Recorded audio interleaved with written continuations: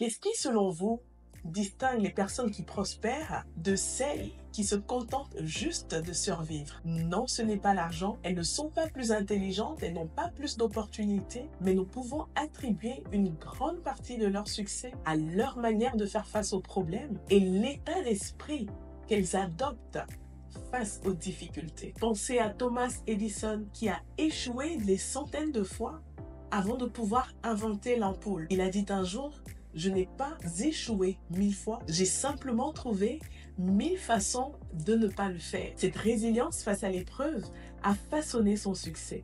Et toutes les ampoules que nous possédons dans nos maisons peuvent nous le confirmer. Alors, vous l'avez compris, aujourd'hui, nous allons parler du bon mindset à adopter en temps de difficulté. Trop souvent, en effet, les gens restent figés dans le passé. Mais j'aimerais vous dire à vous qui m'écoutez, il est impossible de progresser, d'avancer véritablement dans votre vie si votre esprit est tourné vers le passé. Nous sommes tous affectés par les difficultés de la vie. La question donc à se poser est de savoir dans quelle direction est-ce que nous souhaitons être affectés. Est-ce que c'est positivement ou négativement? Est-ce que cette épreuve nous permettra de sortir de là plus fort, ou au contraire, est-ce que nous allons nous laisser anéantir par cette difficulté? Tout est une question de choix et ce choix nous appartient. Plus j'avance dans ma vie personnelle, plus je réalise que pour faire face sereinement aux aléas de la vie, il est important de pouvoir être préparé. Être préparé signifie bâtir des fondations solides qui nous permettront de pouvoir résister à la tempête lorsqu'elle se présentera. Qu'on le veuille ou qu'on ne le veuille pas, nous serons tous confrontés à des difficultés un jour ou l'autre. Que ce soit un problème de santé, des difficultés financières, des difficultés relationnelles par exemple, ou d'autres épreuves, la question c'est: est-ce que votre édifice résistera? Beaucoup dans ce genre de moment tombent dans la dépression. Pourquoi? Parce qu'ils n'ont pas vu venir l'inévitable. Ils n'étaient pas prêts. C'est la raison pour laquelle il est important de se préparer. Alors, comme je le disais, les difficultés sont inévitables. Nous parlerons ici du mauvais jour. Le mauvais jour est cet événement qui vient perturber notre routine et affecter négativement nos certitudes. C'est aussi toutes ces situations qui surviennent dans notre vie pour nous voler notre paix, notre joie et nous empêcher d'atteindre nos objectifs. Cela peut prendre de multiples formes. Un licenciement, une séparation, un échec, ou ce genre de moment où l'on vous accuse pour des choses pour lesquelles vous ne connaissez ni les tenants ni les aboutissants. Oui, parce que les fausses accusations font également très mal. Tout ça fait partie du mauvais jour. Ces moments sont douloureux, mais ils font partie du cours normal de la vie. Il est impossible de pouvoir contrôler tout ce qui nous arrive, mais nous avons la possibilité de pouvoir maîtriser notre attitude et notre réaction face à l'adversité. La question que je vous invite à vous poser avec moi aujourd'hui, c'est: comment pouvons-nous transformer une difficulté actuelle en opportunité de croissance? Je vous propose 5 étapes toutes simples. La première, adopter une attitude positive. Comme on le disait d'entrée de jeu, tout est une question de mindset.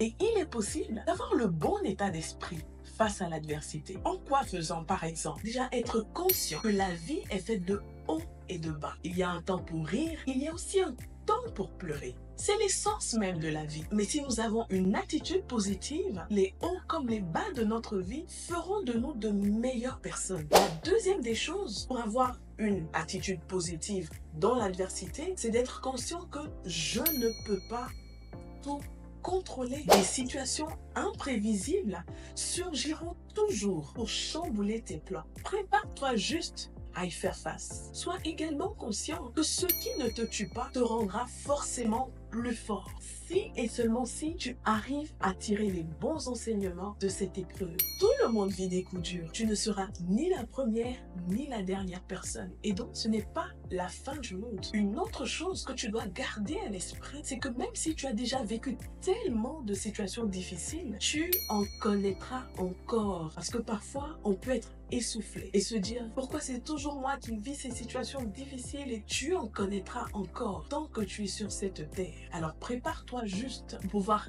éviter les surprises. Alors comment adopter une attitude positive face à l'adversité, c'est également en étant reconnaissant. La reconnaissance. Certains me diront c'est beaucoup plus facile à dire qu'à faire. Comment arriver à être reconnaissant lorsqu'on se sent perdu? Vous souffrez, c'est vrai, mais imaginez seulement un instant combien votre situation aurait pu être pire. Tu pleures parce que tu n'as pas obtenu cette promotion tant méritée. Mais pense juste un tout petit peu à toutes ces personnes qui, depuis des années, cherchent juste à intégrer le monde professionnel, mais n'essuie que refus sur refus. Ton projet a échoué, mais pense à tous ces projets avant celui-ci qui ont réussi. Tu as été licencié. C'est très certainement donc le bon moment pour toi de te réinventer. Une chose est sûre, c'est que si vous cherchez bien, vous trouverez forcément des raisons d'être reconnaissant. Un cœur reconnaissant sera forcément joyeux. Et laissez-moi vous dire que la joie est un excellent remède contre la dépression. La gratitude renforcera votre résilience émotionnelle. Alors, après avoir compris l'importance d'adopter une attitude positive, voyons comment utiliser l'adversité pour développer votre créativité. Les gens qui tirent le meilleur parti de leur expérience douloureuse sont ceux qui trouvent des moyens créatifs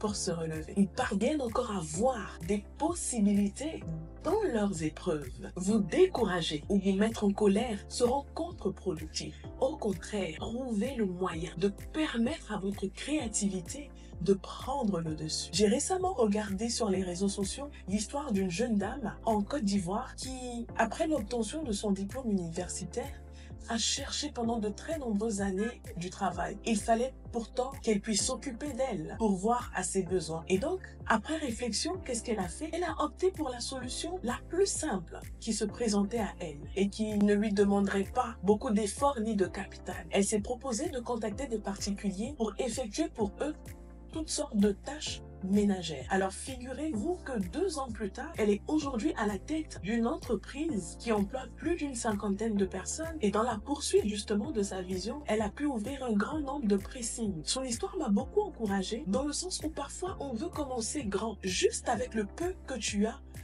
la possibilité, dans l'adversité, de pouvoir te réinventer. Si et seulement si tu utilises un tout petit peu ta créativité. Nelson Mandela disait ceci: dans les moments d'adversité, certains se brisent et d'autres se réforment. À quelle catégorie appartenez-vous? En ce qui me concerne, si je n'avais pas fait face à l'adversité, je ne serais probablement pas devant vous en train de vous parler de développement professionnel et de croissance personnelle. J'étais bien partie pour ma carrière de juriste jusqu'à ce que l'adversité se présente sur mon chemin. La 3e étape que je vous propose pour transformer vos difficultés en opportunités de croissance, c'est de procéder au changement qui s'impose dans votre vie. L'homme a tendance à s'endormir sur ses lauriers. Les expériences douloureuses surviennent donc pour nous réveiller et nous permettre d'être confrontés aux changements qui s'imposent dans notre vie. Beaucoup de personnes, après un burn-out,